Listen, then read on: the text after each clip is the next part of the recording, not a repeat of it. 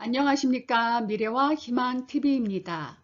오늘은 투자의 규제로 잘 알려진 워런 버핏을 소개하고자 합니다. 많은 사람이 주식 투자를 하지만 수익률은 모두 다르기 때문에 버핏은 무엇을 사고 무엇을 사지 않을까 궁금합니다.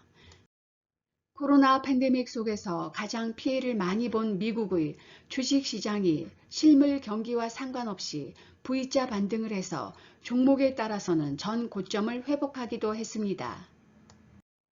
책 뒤쪽에 보면 워런 버핏의 보유 종목 현황을 보여주는 사이트가 나와 있습니다. 이 책 3장 워런 버핏의 사고를 복사하라 내용을 보기 전에 워런 버핏의 보유 종목을 보여주는 사이트입니다. 5월 15일 업데이트한 날짜가 있습니다.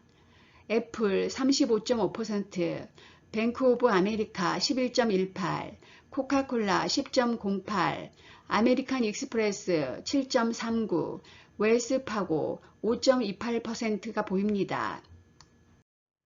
지금은 애플이 가장 많은 비중을 차지하고 있지만 성장하는 기술주에 대해 소극적이었던 버핏이 애플에 대한 투자를 시작한 2016년 1분기는 처음으로 아이폰 판매가 줄었고 칼 아이칸이 주식을 전량 매도하고 주가도 좋지 않았을 때입니다.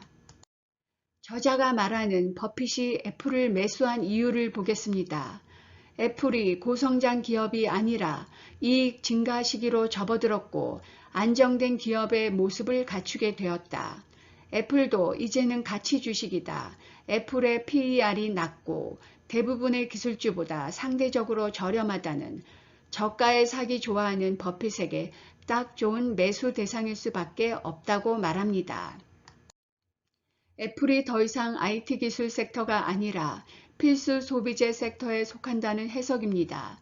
아이폰도 누구나 정기적으로 구입해서 사용하는 세상이 되었다는 평가입니다. 버핏은 확실한 브랜드 파워를 가진 필수 소비재 제품을 보유한 기업을 선호해 왔는데 그의 투자 철학과도 어긋나지 않는다고 합니다. 애플이 주식 분할은 물론 배당을 늘리고 자사주 매입도 꾸준히 확대하며 주주 친화적인 정책을 펴는 것도 매력적이라고 합니다. 애플이 130달러의 주가가 90달러까지 하락하면서 기업 실적과 주가에 대한 우려가 확산되던 시기 버크셔 해서웨이는 애플에 대한 투자를 시작했던 것입니다. 버핏이 좋아하는 것들은 뭘까요? 버핏이 좋아하는 것은 미국이라고 할 정도로 유독 미국 기업에 대한 투자에 집중합니다. 버핏이 글로벌 시대에 뒤처져 있다는 비판도 있습니다. 버핏은 자신이 잘 알고 익숙한 기업에 투자하는 것이 성공의 이유라고 확신합니다. 배당을 많이 지급한다는 것은 기업의 재무 상태와 경영 환경이 건실하다는 것을 의미하며 배당을 많이 받는 것을 싫어할 투자자는 없을 것이고 버핏도 예외는 아니라고 말합니다. 버핏이 가장 강조하는 것은 확고한 1등 기업에 대한 지지와 투자입니다.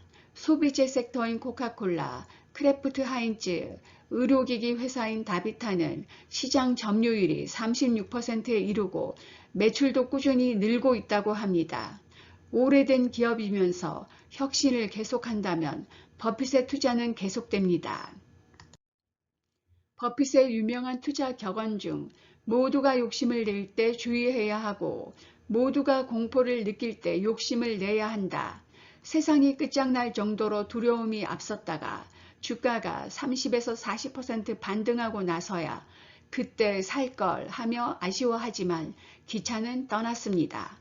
진정한 고수 투자자들은 이런 공포를 매수의 기회로 여깁니다. 버핏은 현금을 좋아합니다. 버핏에게 현금은 투자 대상을 찾아 저렴하게 매수할 수 있는 수단을 의미합니다. 지난 5월 2일 온라인 주주총회에 나선 버핏 회장이 아직까지 매력적인 어떤 것을 보지 못했다고 말했습니다.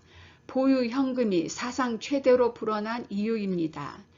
버핏이 매력적인 걸 찾을 수 없다고 말할 정도로 금융시장은 코로나 충격에서 금세 회복되었습니다.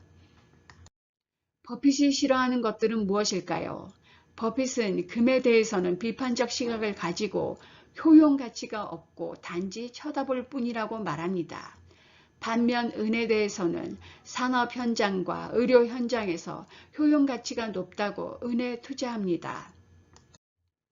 버핏은 기술주나 바이오주는 투자에 확신을 가질 만큼 이해하기가 어렵기 때문이라고 합니다. 대규모 자본 투자가 끊임없이 요구되는 기업들에 대해 부정적입니다.